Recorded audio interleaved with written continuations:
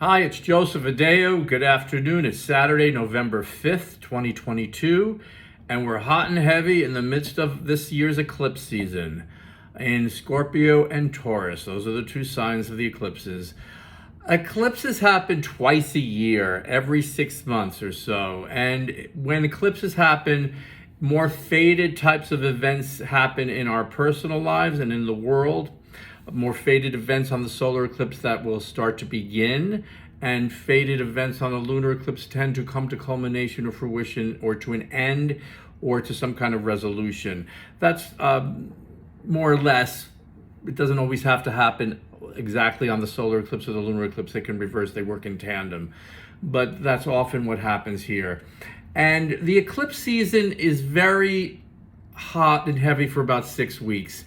And everybody's agitated, everybody's up in the air for about 6 weeks, everybody feels caffeinated, everybody feels like their life is about to explode because either an event has happened that has put you into a tailspin and you have to deal with it, or an event is happening but you're not quite sure exactly what it is just yet, but it's kind of creeping under your skin and you know it and it hasn't come to light, so you're in the dark. Sometimes you're in the dark and that makes you agitated, and sometimes there's too much information and that makes you agitated.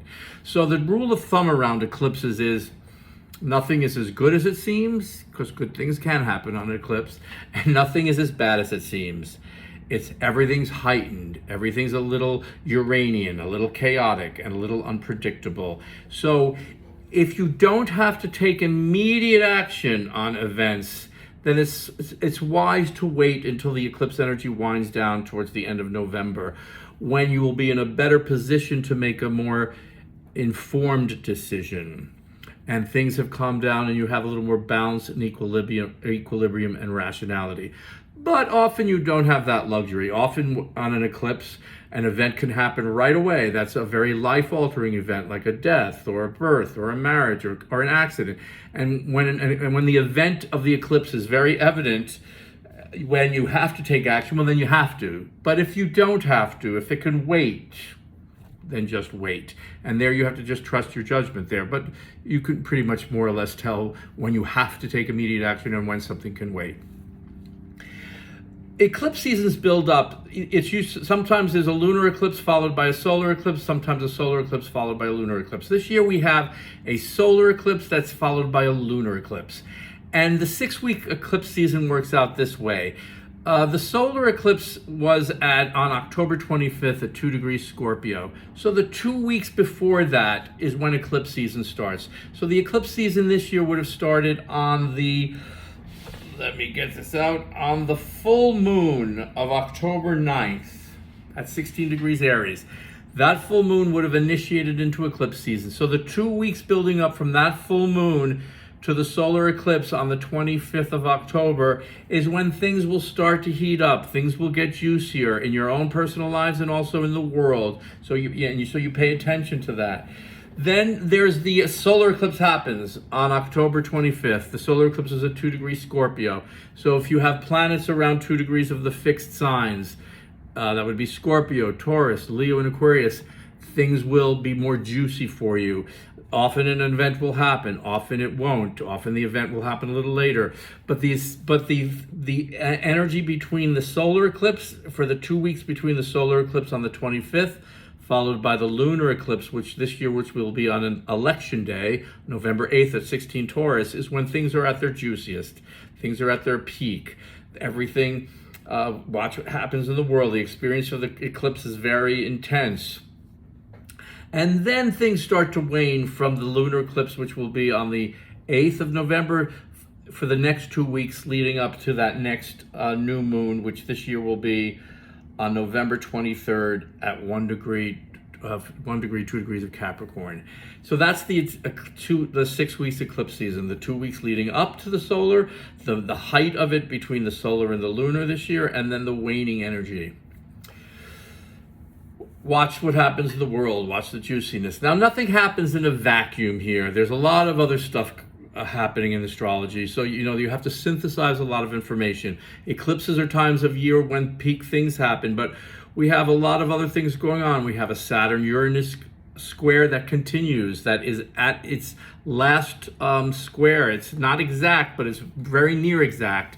And that's Saturn-Uranus square is very, very tight for the last time, and it's very, very tight on election day. So this is, again, the last 2 years we've seen a lot of polarization in society. Saturn versus Uranus here are the people who are traditional, the traditions of the past versus the progressiveness of the future. You see that battle being played out in society, not just in the United States, but everywhere. The old guard that wants to hold on and the new people that want to throw away everything and be super woke. There needs to be a balance between the two. It's the continuing polarization of that. Now, let's examine what happened on the solar eclipse at 2 degrees Scorpio this year is colored by the planet Venus, because Venus was exactly at 2 degrees Scorpio on the day of the eclipse. And Mars was retrograde, or approaching its retrograde. Mars is retrograde now, and it will be retrograde for the next 3 months, until January 12th. So Mars was approaching its retrograde. So this eclipse has a lot to do, even though it was a solar eclipse. The initiation of new beginnings really is about endings and things dying and things leaving your life and things going away, because it's a south node eclipse, which is about flushing things out of your system.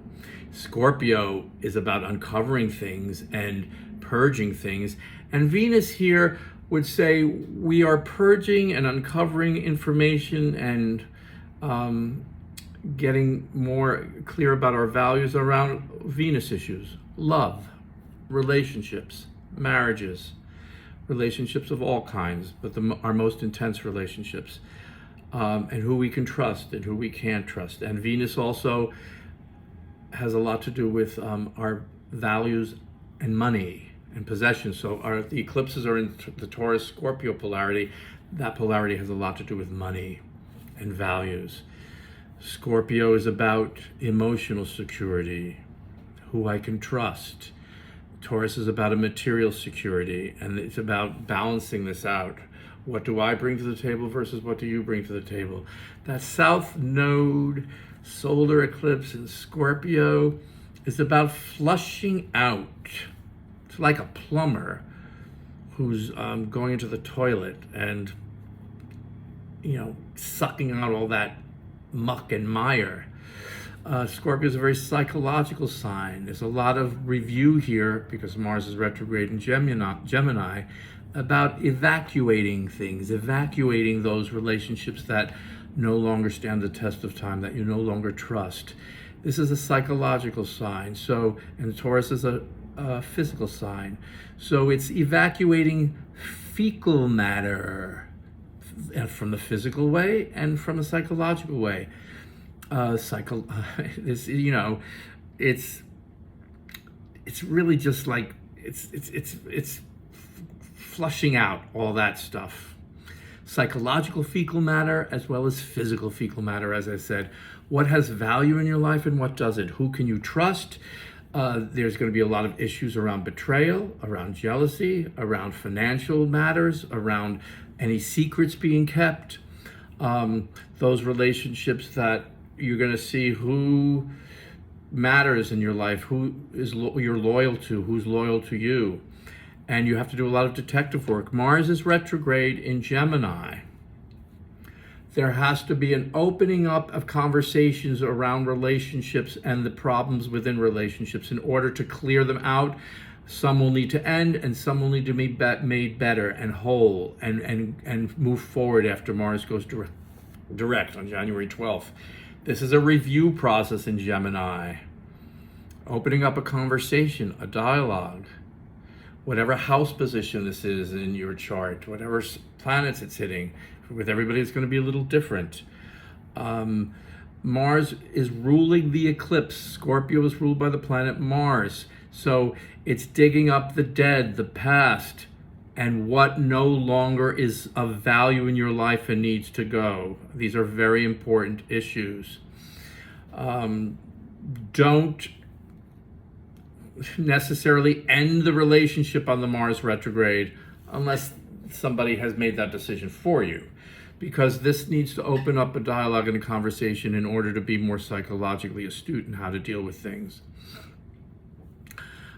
Now, the solar eclipse is conjunct, which is on November 8th, Election Day, is conjunct the planet Uranus, the planet of chaos, the planet of reversals, the planet of political referendums, upheavals, expecting the unexpected. That's what Uranus says. On Election Day, Uranus is at 16 degrees of Taurus, is around that degree, very close. So Uranus has to do with reversals. So I don't want to make a political prediction here. Most people know where I lie on the political spectrum. It's not important what I think. But possibly, if it's a reversal, in the United States, the Congress or the Senate, if they're more Democratic right now, it might be a reversal and they might become more Republican. Let's see what happens. Regardless, there's going to be a lot of confusion around this election because Mars is retrograde in Gemini, squaring Neptune. So there's going to be a lot of confusion about voting, about the practices of voting, about communication, about places, about travel. Uranus is always chaotic, and it has a lot to do with revolutions, maybe riots. So, Election Day is kind of fraught. Mercury is conjunct this, the degree of the lunar eclipse here. Mercury is a 15 degrees Scorpio. The lunar eclipse is a 16 degrees Taurus. So Mercury is very part of this, and that has to do with the counting and all that stuff. So Election Day is going to be fraught with tension. And as I said, Saturn is squaring Uranus, and we talked about what that could mean. Another very important thing happening on this eclipse, during this eclipse season, is Mars is making aspects on its retrograde in Gemini to two very important planets. It's making a square to Neptune, and it's making a trine to Saturn. The square to Neptune happens 3 times when Mars is moving direct on October 11th. On its retrograde motion, it perfects again on November 19th, and then it will finish up on the 15th of March, 2023. Mars square Neptune. Very, very fishy. Mars is retrograde in Gemini. Gemini likes to collect facts and information, and Neptune doesn't give a darn about facts. It's all about fantasy and fiction. So there's a lot of confusion in communication, a lot of lies, a lot of obfuscation, a lot of fog, a lot of mist, a lot of gaslighting going on. Gemini squaring Pisces. It's separating fact from fiction. Who can I believe? What can I believe? That's why on this election day, who are we going to, there's going to be a lot of talk again about, can we trust the count? Can we trust the vote? This is a very insidious square because people could easily lie and make you believe what they want to believe. It's not about clarity here.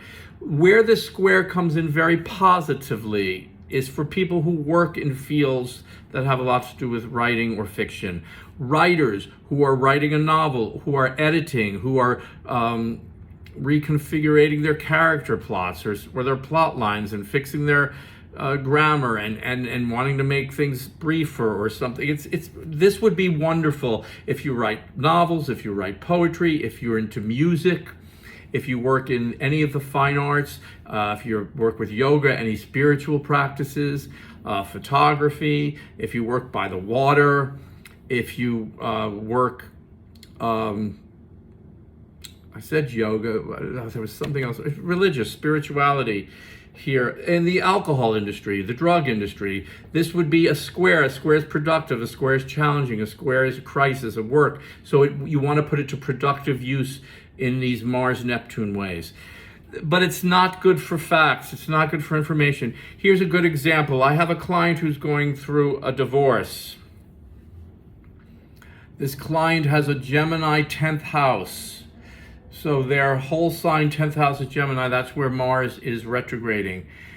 The 7th house is Pisces ruled. Neptune is in Pisces. So the square from Mars, retrograde in Gemini, is happening from her 10th to her 7th house. There's a divorce going on. Her reputation is on the line with Mars retrograde in Gemini. Her reputation, status, standing, very public. And the Neptune in the seventh, the partner, the spouse, is lying, is obfuscating, is doing a lot of things behind the back, is making a lot of confusion, brawling things up, and the retrograde is going to make this last for the next 4 months. They came to me for a consultation. How long will this last? Well, at least till January 12th. The confusion is from the 10th and the 7th houses, the marriage, my standing, my reputation. Now, the 10th house is also the career. And Saturn, as I said, is trining Mars for 3 times. So in this person's chart, Saturn is transiting the 6th house of my everyday work, my office, my desk, my routine. And Mars is in the 10th house of career, reputation, recognition. So she's going to be able to rebuild her career here. There's a job that they're at for the rest of the year, and then something will change in January. The trine will help her acclimate to the change, will help her interview to see where she stands with this company and where they might have to go. So the trine of Saturn to Mars is beneficial. It's hardworking. It's productive. It will buttress. It will strengthen anything going on in the chart. Projects, it will strengthen projects in order for a launch or a relaunch when Mars moves direct on the 12th of January. And then again on March 30th when it perfects. So we all are going to have Mars squaring Neptune somewhere in the chart, and we're all going to have Mars trining Saturn. The Mars trine Saturn, the two malefics are working in together to build, to review something now in order to launch it into a better form, a better structure, a better productivity in the new year. But the Mars square Neptune is not helpful for rational, logical thinking. So this is going to feed into the eclipse energy with Venus of who do I trust, who do I value, who's lying to me, who's telling the truth. Mars is retrograde in an air sign. So watch the resurgence of the retrograde of airborne diseases, the viruses like the flu, like COVID, monkeypox. Watch what happens with war situations in the Ukraine or anything about war, because Uranus is part of the lunar eclipse on the 8th of November. Watch what culminates on a physical level in the world, in terms of earthquakes, in terms of storms, in terms of anything like that. That could be very likely on that energy. I find it interesting in New York. This weekend, we have the New York Marathon on Sunday, and Mars is retrograde in Gemini. The New York tomorrow, it's going to be at full capacity for the first time since COVID began in late 2019 into 2020. So it's interesting on Gemini, a running sign, Mars retrograde, athleticism, competition. It goes back to the past to bring something back to fruition and to full capacity. You want to be careful. Mars is out of bounds for all the rest of the year and into most of the first half of 2023. So it emphasizes Mars's roguishness, Mars's bullying behavior, its maverick quality, its uncontrolled quality. So this is not a happy Mars, especially squaring Neptune. So again, war situations, arguments, fighting. How do you fight? Do you fight dirty? Do you fight clearly as possible? How do you use your words?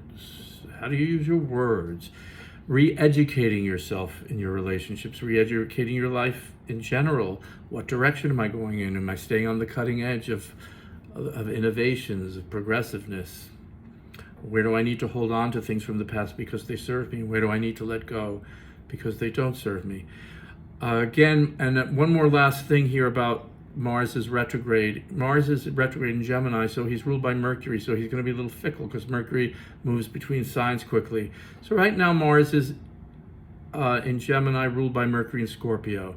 So that Scorpio influence is very strong about detective work and digging up and unearthing and making discoveries and excavating.